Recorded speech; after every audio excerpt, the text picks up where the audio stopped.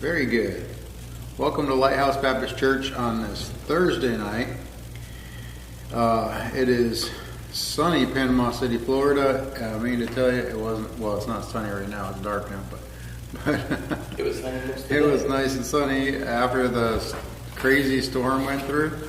We had twisters and all that stuff going on. Wind storms like mad today. Okay, so but very good. Beautiful day today, though. It was nice outside all day. So, well, after about 9 o'clock in the morning, I guess. All right. It was even nice at 7. Was it? Well, yeah. It was wet, though. Yeah, but it had stopped raining. It was already clearing up.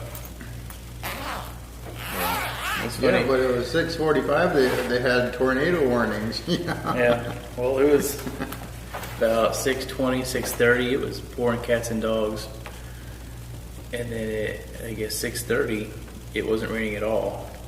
That may have been the last time it rained all day, but the wind was still high.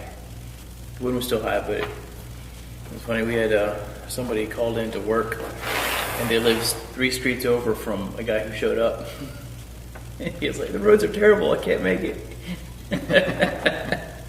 And another guy was like, okay. Yeah. If people want to come to work, they'll come to work. Yeah, that's what I said. A man will do what he wants to do. Yeah. Amazing. We just said that. Ken literally just said that right before we turned the cameras on. Man does what he wants to do. Okay, we're in the book of Ruth. If you're joining us, don't know where we've been, Ruth chapter 4 is where we're going to be. Here we go. I finally got to it. Are you posting? Yeah. Okay.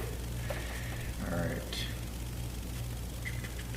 Elimelech and Naomi leave the house of bread. They leave the land of their fathers, and they go to Moab because there's a famine in the land. And they take their 2 sons with them, and while they're in Moab, Elimelech dies. Mahlon and Chilion, however you say it, they both die after taking wives. And so Naomi and her 2 daughters-in-law kind of look at each other and say, "Well, what do we do now?" Naomi says, "I'm going to go back to Israel. I think I heard that the Lord has blessed by, giving bread back into the land." The famine was over, so she says, "I'm going back. You need to stay here." And they both say, "No, we're going with you." So then she gives them reasons why they need to go back. And Orpah says, "Yes, I'll go back."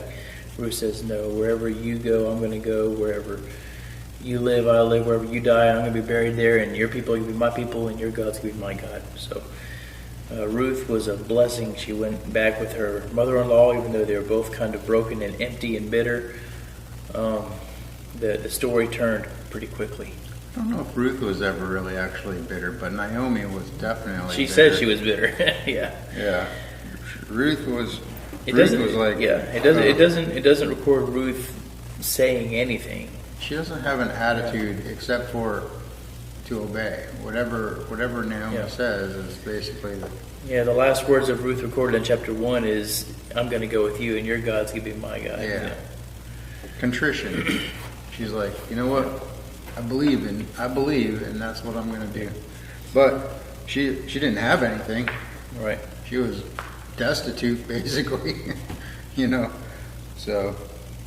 And so since she was destitute, in chapter 2, she tells Naomi, her mother-in-law, "Hey, let me go work. I'm going to go find a field, and whoever I happen to find favor in his sight, that's where I'm going to work." And it just so happened that she lighted on the field that belonged to Boaz, who was a near kinsman, a mighty man of wealth in the family. And Boaz notices her right away and says, "Who is this?" And, "Oh, she's a hard worker. She's been here all day. She's doing good." So Boaz tells her, "Hey, don't go anywhere else. Stay right here. Work here, and we'll take care of you." And then he tells his reapers, "Hey, drop some handfuls of good stuff for her. Let her pick it up." And then so Ruth has a great day. She goes back and shows her mother-in-law all the stuff that she gathered, and he says, "Where were you? Who'd you gather with?" And she said, "I gathered, in the field of a man named Boaz. She said, well, wow, he's a near kinsman. And then the matchmaker's wheels start turning in Naomi's head. She's like, You know what? We haven't really mentioned this too much, but I kind of envision Boaz as an older gentleman. I do too. Yeah, like maybe 50s or 60s even. Just older gentleman. Somebody that had never really been married. Just always had been working. I mean, put his hand to it. Maybe he had some interests earlier in life, but it don't really talk about anything about him from his earlier life at all. Or if he had any previous marriage or wife or kids or anything. Doesn't really mention anything about him other than here he is. Yeah. You know, and I think it's kind of interesting because, well, he is a similar, you know, he is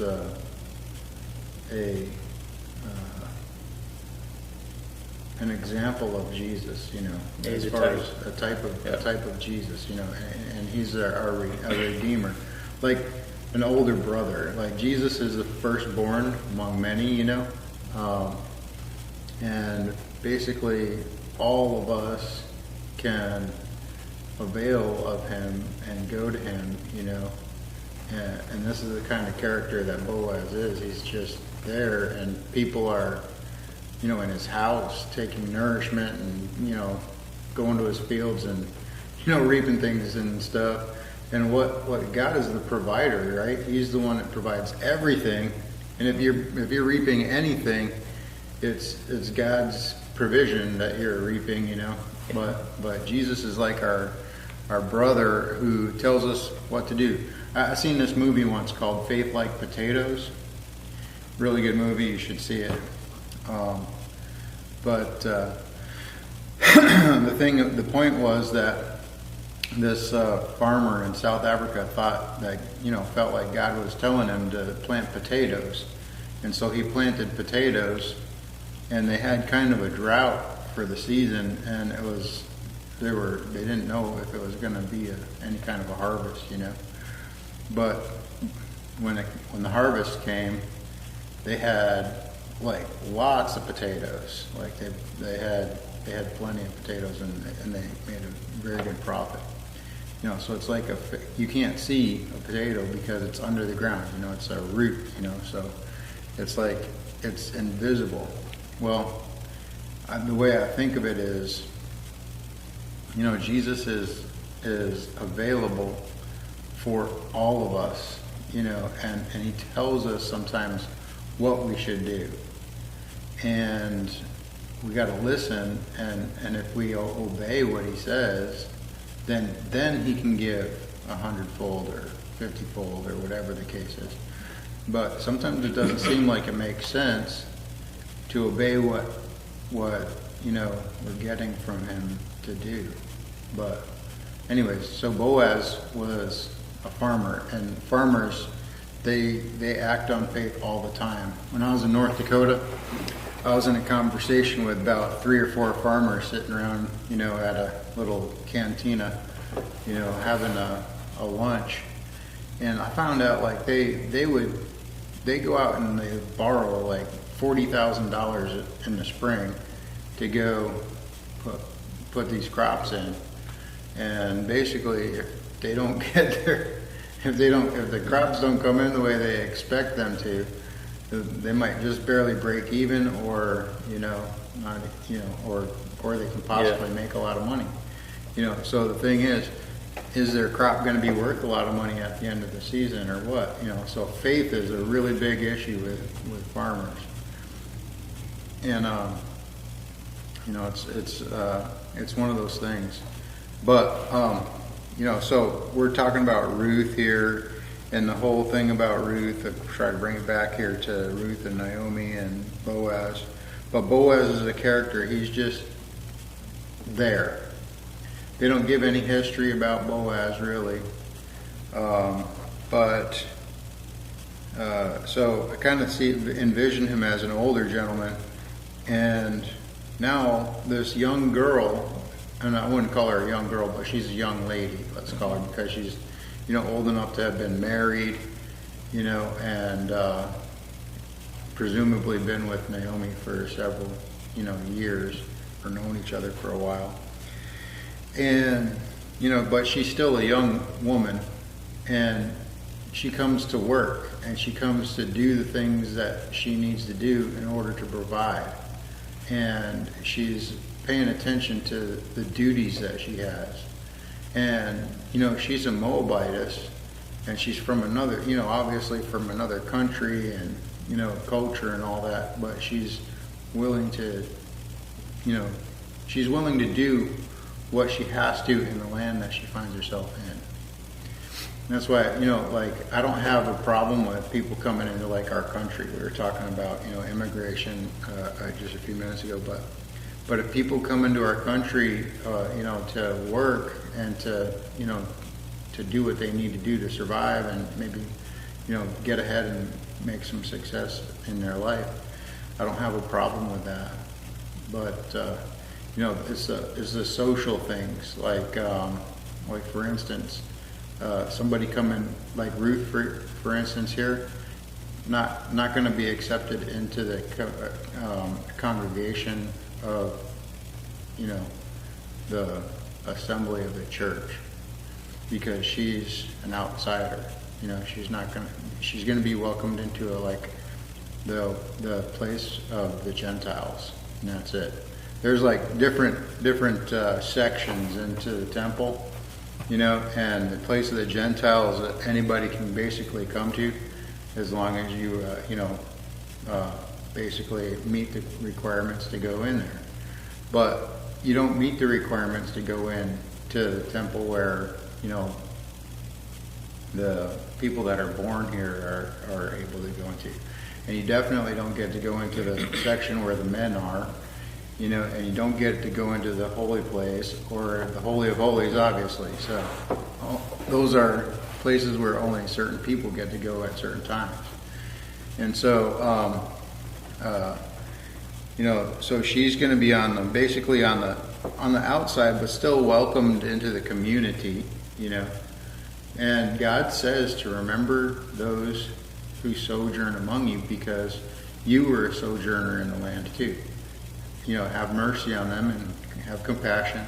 And as long as they're, willing to abide by the rules of, the nation of Israel, then, you can have them in your presence, and welcome them. But they don't get a vote. They don't get a say in the assembly. And there's a stipulation there that it would go until the fourth generation from people outside of, the country, that they would have to have children and then grandchildren at least and then their children at least, in order for them to be welcomed into that, inner circle of acceptance with the nation of Israel. And then they get their full rights of, basically citizenship of Israel. So it takes a process here. It kind of makes a lot of sense because, when you observe things from just a casual standpoint and see, that the first generation, let's say, if you have this woman from Moab and, even with David, okay, remember Absalom? He was a prince. His mom was a princess, okay, and he was a prince without David. So he was a prince of another nation, basically, but he assumed the responsibility of, taking over Israel because he was entitled, as a grown up. But he shouldn't ever have been even, his dad, because his dad was, in Israel, then he was accepted in as a family member, of course. So that's what I'm saying is, he was split though. He was split, and his mom was from another nation, and so it caused a lot of trouble there. And the thing about it is, we can see how that a person on the second generation, like a child, a person might come to the United States and be like, I finally made it. I want to be an American. I'm so proud to finally be an American. And then their kids be like, I've seen this happen. Their kids are like, I don't know why we came here. I liked it back there, I liked it over there, I want to stay back there. And so their nationalism bent for nationalism doesn't go with America or with where they're at. It doesn't matter what country it is, but I'm saying they're not assimilated like their parents are. They're from, well, I'm from Poland, or I'm from, Mexico, or I'm from wherever. That's who I am, And then when they grow up, they have a choice to make. Do they, continue down this path and being part of this, organization in this assembly, or are they going to choose to go off into another, into the assembly where they came from, their mom, and dad came from, or whatever. But that's the kind of thing that, the issue is that Ruth comes from another nation, and there's a lot of things that she could do, like a Moabitess, while she's in Israel, but she doesn't act that way. She doesn't, take her traditions into Israel. And no, because what do we see about her is that she's been virtuous, and she's been, doing according to the customs of Israel, and learning what she needs to do to, be a participant in the affairs of the nation of Israel. And she does, lowly, because she didn't think of herself more highly than she ought to, but she did whatever she had to make it. And she started out right at the bottom. I don't think you could say she was anywhere, but the bottom to begin with, right? She placed herself at the bottom. Yeah. In verse 10 of chapter 2, she fell on her face, bowed herself to the ground, and said, Why have I found grace in thine eyes? Thou shouldest take knowledge of me, seeing I am a stranger. Mm-hmm. I'm glad she didn't come with all her cultural traditions and everything and try to force everybody else to tolerate her as she was. That's the way we have to remember that we are strangers too. This land is this is not our permanent dwelling place. We're strangers here, and we're passing through. We're looking for a city whose builder and maker has got a nation. We belong to a nation that is above the terrestrial area that we live on. So if you are from Africa, or if you are from the United States, or whatever country you are from, if you're a Christian, you got to remember that you represent another nation coming in. But as representatives of another nation, even what we want to do is live like we should to honor that nation, that nation of God, that assembly of believers. And we need to honor the believers and honor God in the assembly, more than we need to necessarily just obey the laws of the land. And,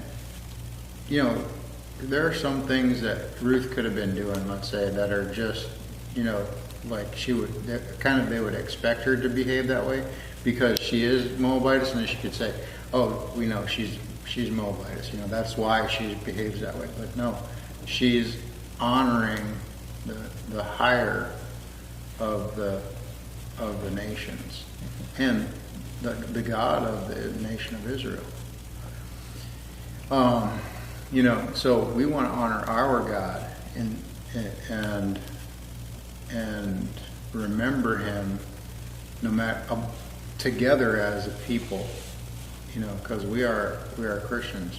We're representatives of a kingdom that Jesus instituted. So just keep that in mind. And live with decorum and respect for people. That's what I should say there. Okay. All right. So we're in chapter 4 of the book of Ruth. We're going to conclude tonight. And go ahead and start us out in a word of prayer. Dear Heavenly Father, Lord, thank you for the Bible. Thank you for the chance to open it up and read. I pray that you would help us in the time that we have, and that you would help anybody who listens to this or watches it or finds it later to be blessed by the reading of the Bible. And I pray that you'd help us, and that you'd be glorified, and that you would be honored by the things that we say, and that we could bring glory to your name. In Jesus' name, amen. Amen.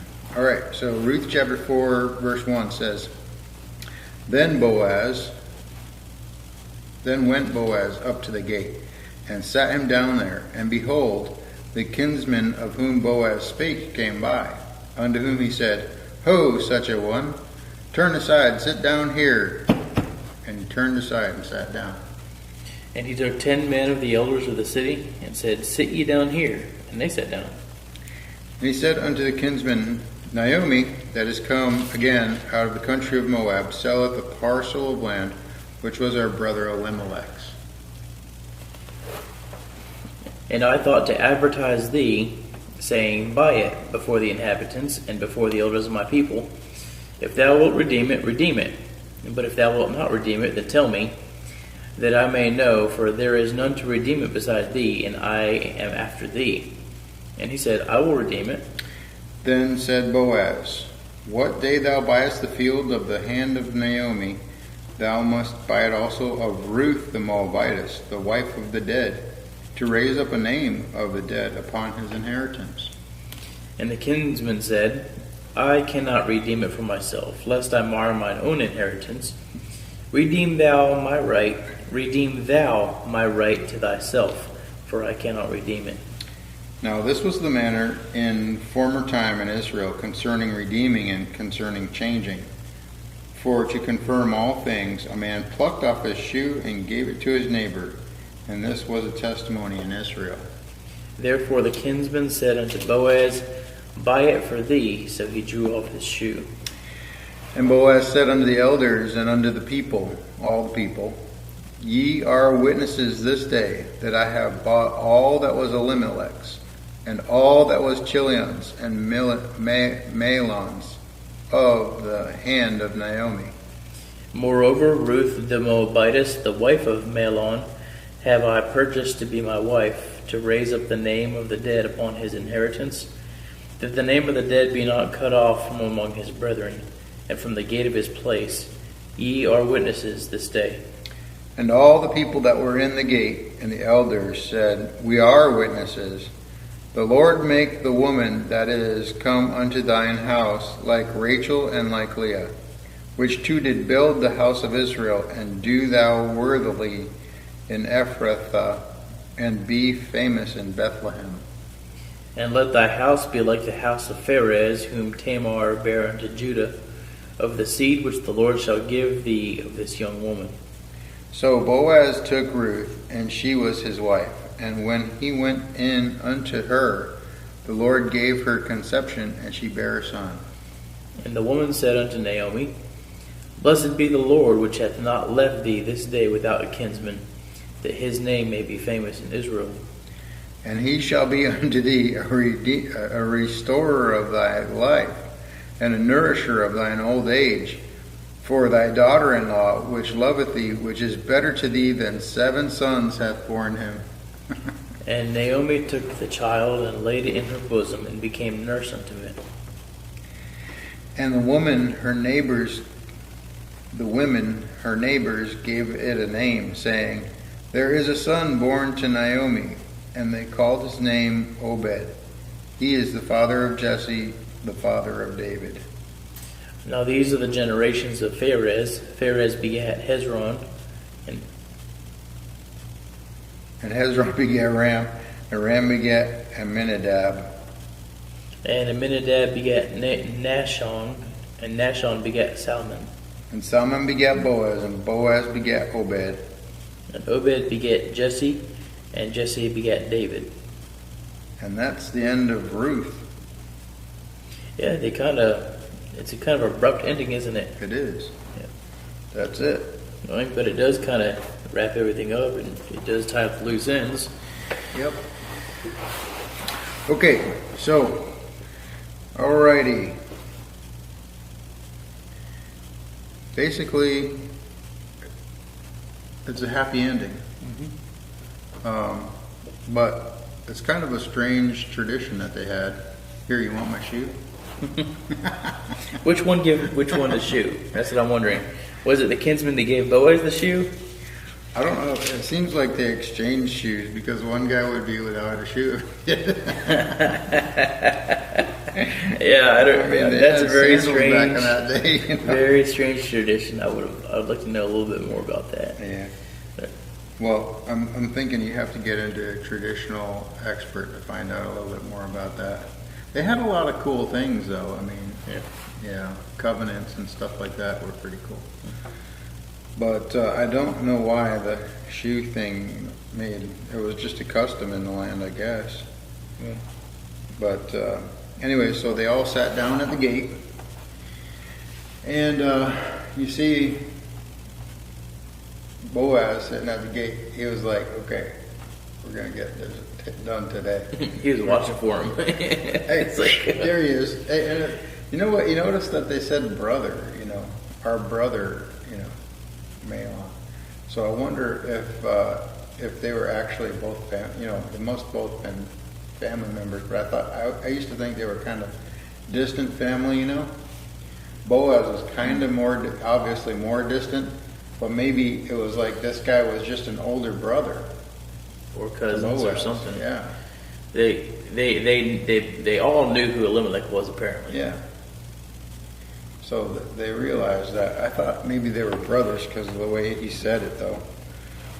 But anyway, he was like, "Oh, there he is. Sit down here. Come on." And he sat down. All right. First of all, he gives them the good news. Yeah. Hey. You like land? Oh, yeah, I like land. Yeah. But you got to take Ruth with you, too. And he's like, "Oh, what? I can't. My wife will not go for that, you know. Believe me, I'll tell you this. If this was happened to me, my wife would not go for it either. She'd be like, yeah, you can do that." Well, this guy here doesn't even mention a wife, so I don't even think that's what he was worried about. Now, that's what you would worry about. Oh, yeah, he does, too. Does he really? Yeah, he says, let's see, Boaz, lest I mar my own inheritance. Yeah, he says, the king said, I can't really know somewhere, let's see. I don't think he mentions a wife. Didn't? Interesting. I think the rub with him was that she was a Moabitess. Yeah, maybe he just didn't know the reputation of Ruth. Maybe. If he had known that she was such a virtuous woman, that might have changed. That might have been a game changer. It might have, or he might not have cared either way. I mean, he may have been so bent on in his, narrowness of mind, thinking what he's going to accomplish. Prejudices. Yeah. Yeah. So he might have been that way. But I thought he was married. Let's see.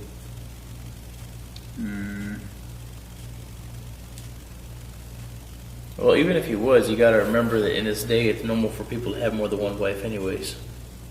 Well, yeah, kind of.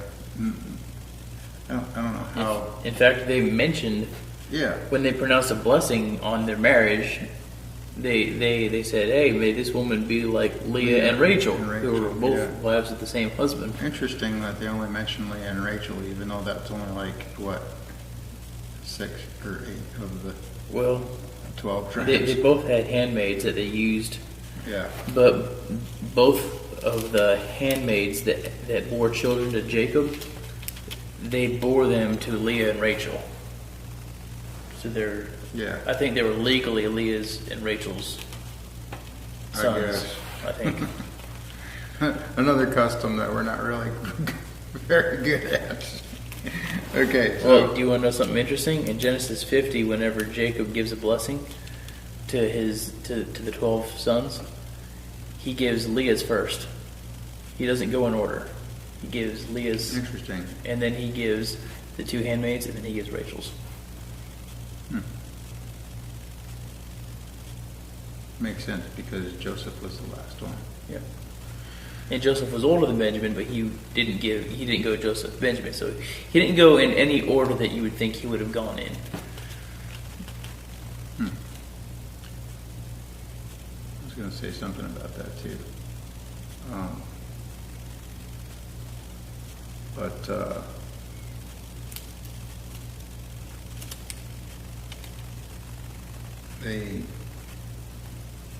this whole thing about having, multiple wives and all that stuff. I just don't. I can't say yay or nay in the Bible about it. I have a hard time arguing the point one way or the other. I would say that you need to be the husband of one wife, especially if you want to be a pastor. Yeah, well, that's a criteria for that. Yeah, and I think it'd be good in general to only marry one woman. I think so. I think that's the best way to go about it. But that's my personal belief. It's strange though, because of all the people in the Bible that had multiple wives. I mean, prominent characters like David and Saul and obviously Israel, so but obviously that his little situation wasn't really his fault necessarily. Okay, it was kind of put on him to have. I think Jacob intended to only have one wife. Yeah, I think that was his intention. But I mean, Esau had more than one wife, But that isn't really the best example. But lots of characters did. But it doesn't really, address that in the Bible as far as, hey, you knew better, you should have never done that. It doesn't say that. But it's kind of weird. You'd think it would. Yeah. But it doesn't really say that. And, they have a custom in the Middle East, that you're only allowed to have one wife unless you can afford to have another.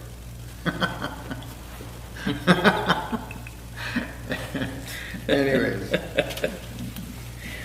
You have to be a man of some wealth to be able to have more than one, I guess. I don't know. But I don't know. That's just an aside. I recommend that you stick to having one wife. That's the best way to go about business. Now I'm giving myself in a bunch of trouble. Oh, I'm gonna let you talk your way out of that one. No. All right. So the kinsman says he can't redeem it for himself. He redeem the land or her for himself. But so he abdicates, and as soon as he does, Boaz scoops it up. He's like, okay, I heard that. You all heard that, right? I got this. So he takes his shoe off and throws it at him or something. I don't know. Yeah, let's see. So I don't know if they exchange shoes or what, but.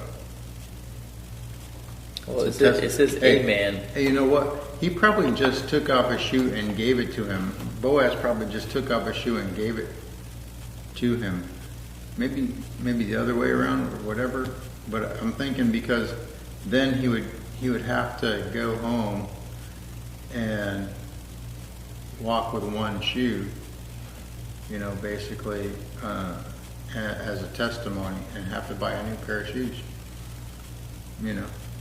I don't know. Anyway, it's weird. Usually they make sense. Like there's a reason why it makes sense, but I don't wrap my mind around that one. Okay. Alrighty. Therefore the kinsman said unto Boaz, Okay. Buy it for thee, so he drew off his shoe.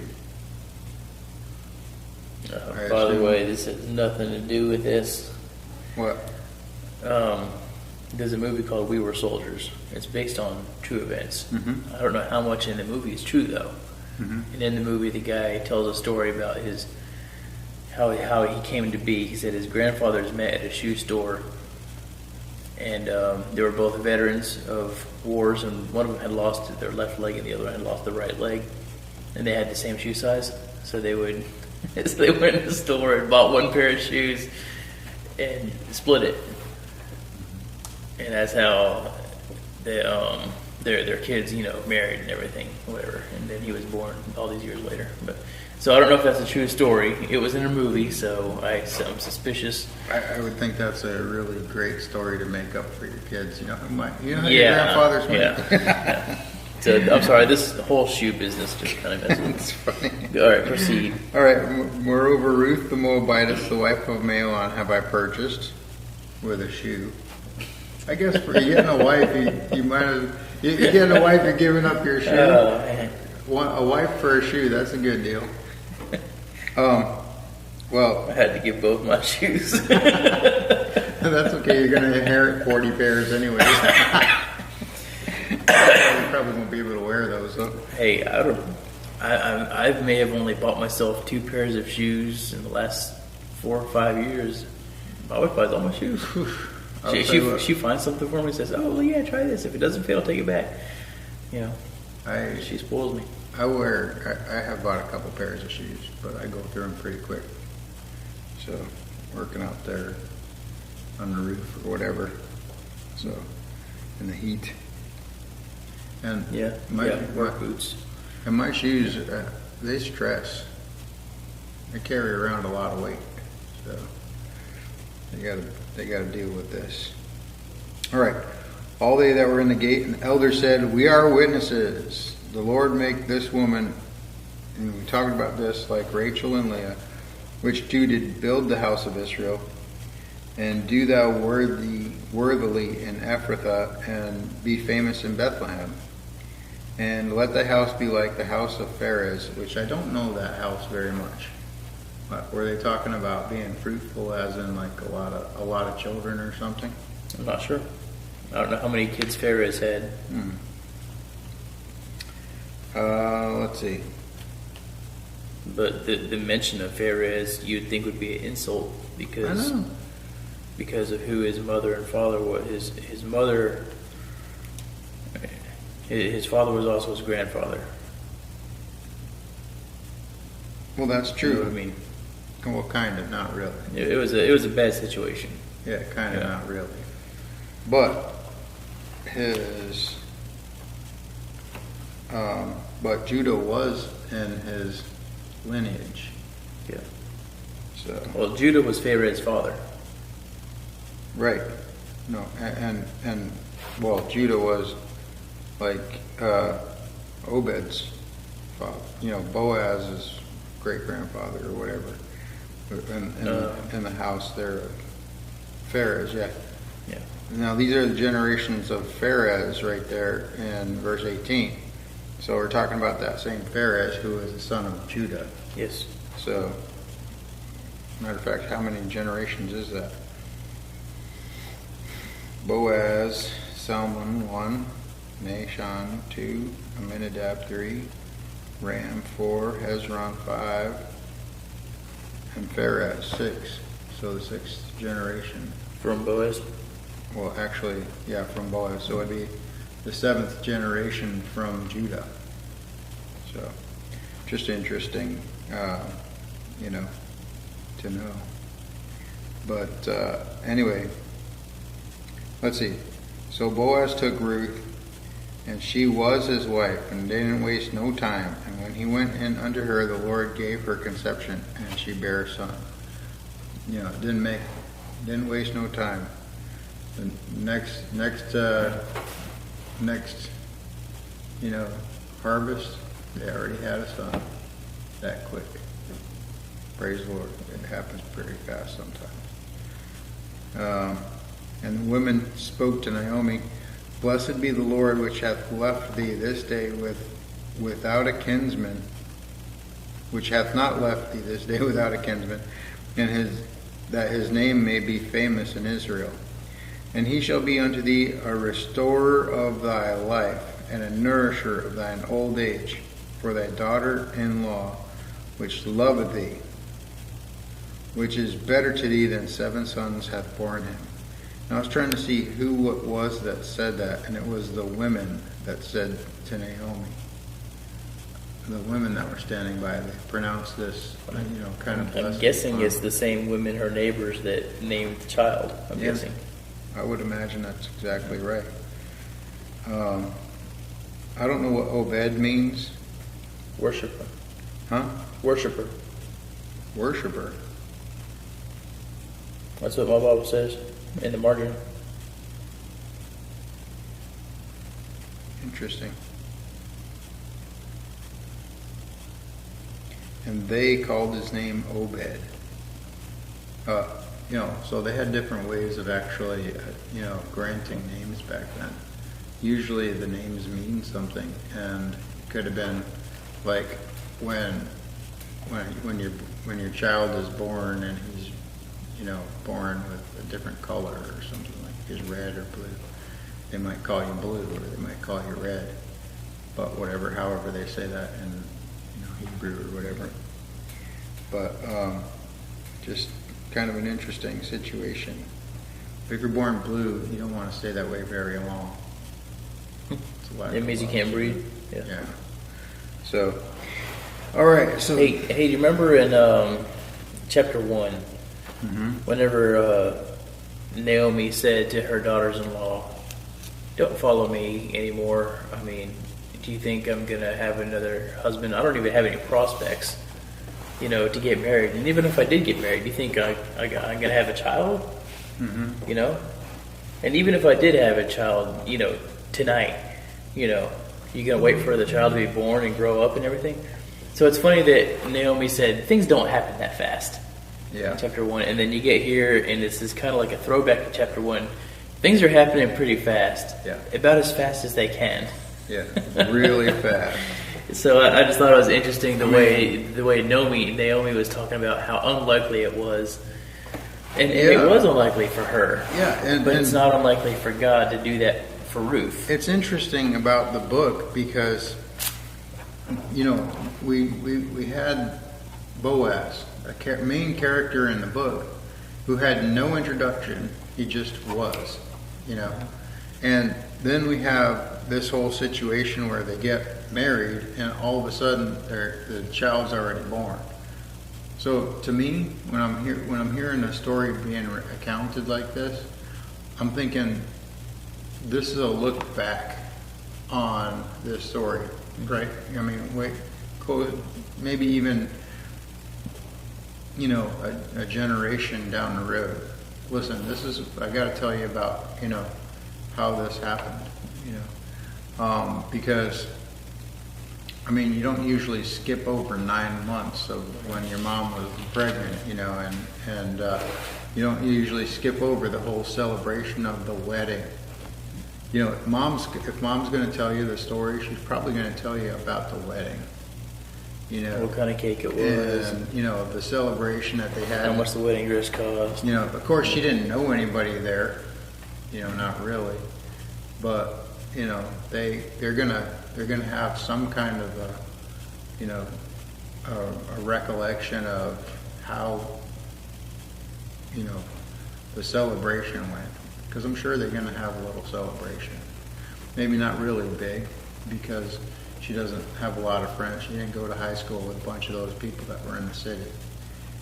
She didn't have a bunch of friends from growing up there, but they would have had some kind of a celebration, no doubt. And they skip over a bunch of that stuff. So really, I think this is a story that's told, maybe to the grandkids, or whatever, and then they're just accounting how it happened.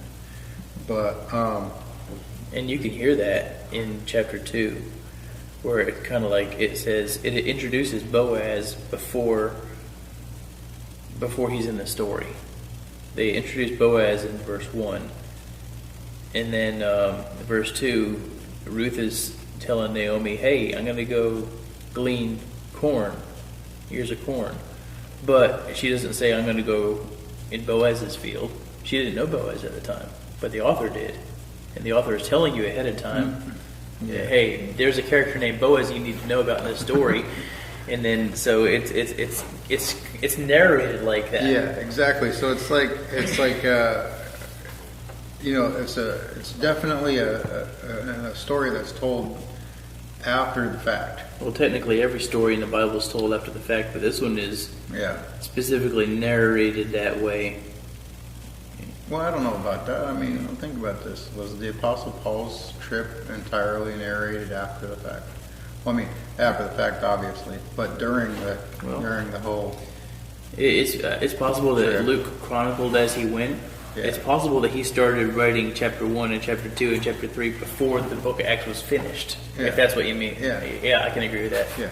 And so I'm thinking... But most of the book, all the anecdotes and excerpts that he put in there, I don't think he was writing as he was fleeing for his life. I think they fled for their life, and then he said, okay, well, let me record what just happened. And, in the book of 1 Samuel and 2 Samuel and stuff like that, in the books of the Kings, they would chronicle events as they go, kind of thing. And I don't think it was necessarily a look back like this was, but yeah. Well, this is definitely definitely a look back on. Hey, there's something we need to tell you about in the book of Ruth. It's only like 4 chapters, right? But the thing that we're introduced in the book of Ruth that was a really important revelation to the Bible was the concept of the kinsman redeemer. And we have a kinsman redeemer, and he's willing to pay the price for us, but he has paid the price for us. Actually, he's already taken his shoe off, but there's more to being redeemed than just the price to be paid. There's you have to be willing to accept the terms of the agreement. You have to be willing to enter into the agreement with him. And in order for your salvation to be effectual, you have to agree to it. Nobody's making you get covenanted with this one who's willing to redeem you out of whatever situation you're in. If you're in a situation where you like what you're in and you like your situation, then you're probably not going to want to make an agreement with someone else to take care of things for you, right? Why change something that you like? Yeah, you're already good, but you have to understand that there are obligations to the kinsman redeemer. And when you realize the price that was paid, and when you realize that he's willing to give up everything for us, and to really work with us and help us, and make us legitimate, then we owe him, and he is there, and he provided for us. He took care of us. He's the one who nourishes us. We just owe him, and that's the idea that we get from the kinsman redeemer. But you have to be willing to enter into the agreement with him. And in fact, I don't think in this story Boaz would have come and knocked on Naomi's door and said, "Hey, I want to marry your daughter-in-law." He was busy. He was working. He was willing to redeem. But I think it's interesting how Ruth sought him out. I like what you just said, because in reality, Boaz was sufficient by himself. Yes. He was already content and, occupied. He didn't need anything else, for himself.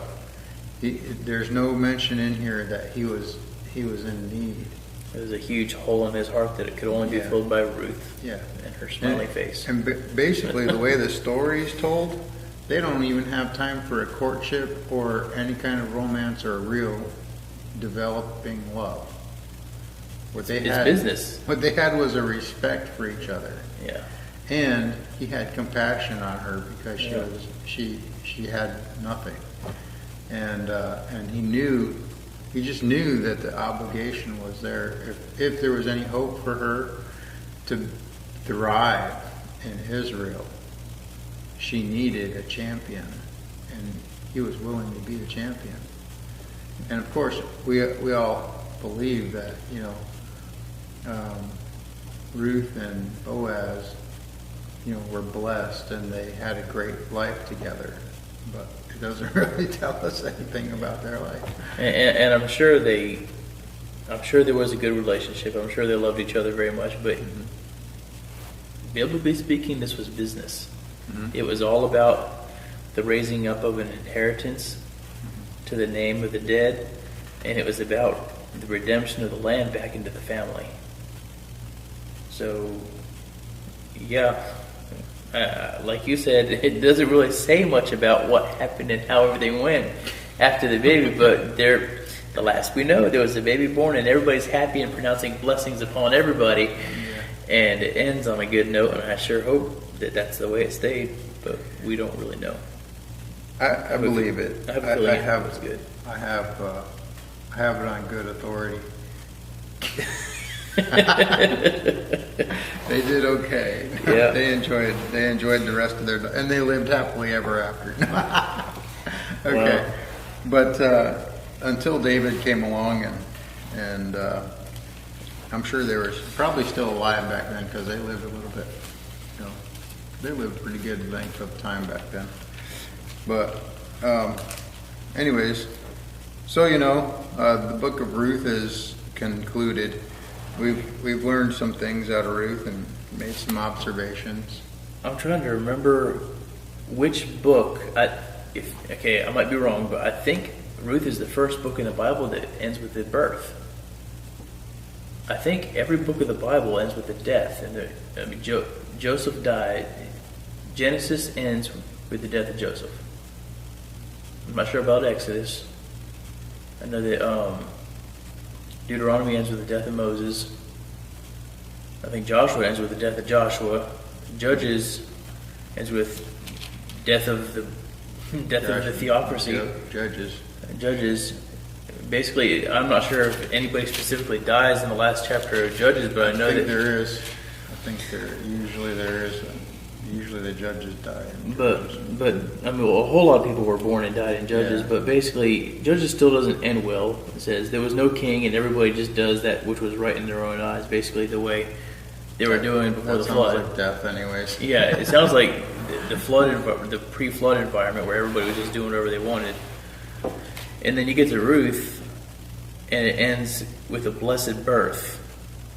And then the next book, 1 Samuel, ends with the death of Saul. So it just picks right back where it left off,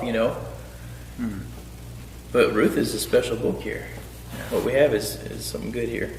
It's life. It's a book of life. Yeah. And it's meant to be a happy book, I think. And it's a good story. But I think that the book of Ruth is one of my favorite stories in the Bible. I've always loved the book of Ruth.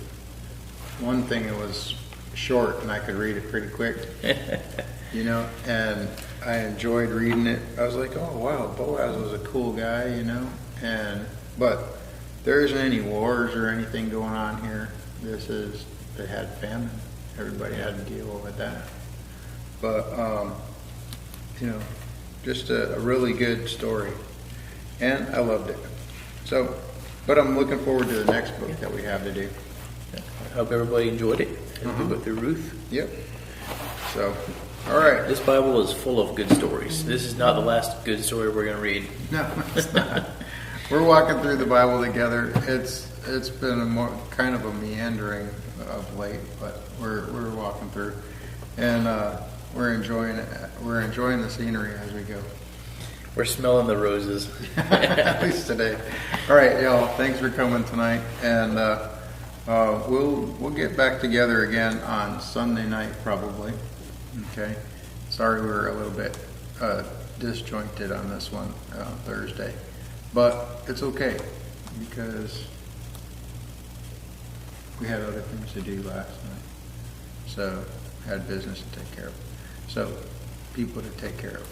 Got to take care of our people. So God bless you. We love you. Thanks for coming. And the Lord recompense thee according to thy work. All right. And according to thy work, do work. Do something for God. Okay? Do something for God.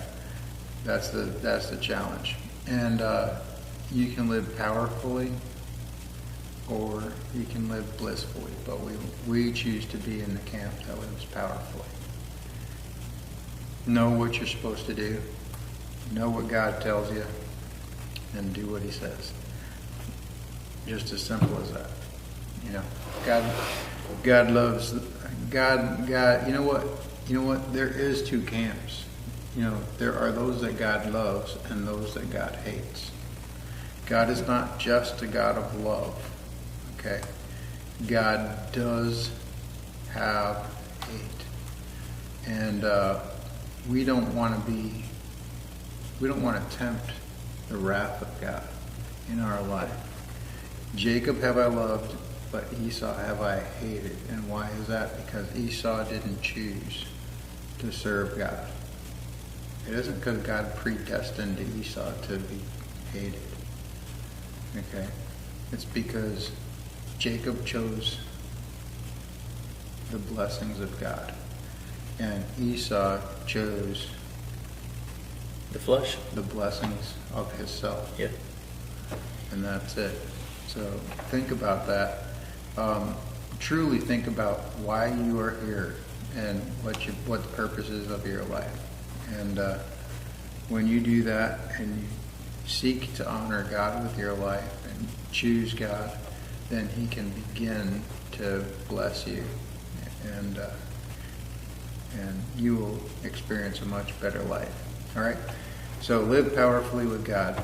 Do something good. And let God bless you for the work of your hand. Okay. We love you. Take care. We'll see you next time. God bless. All right.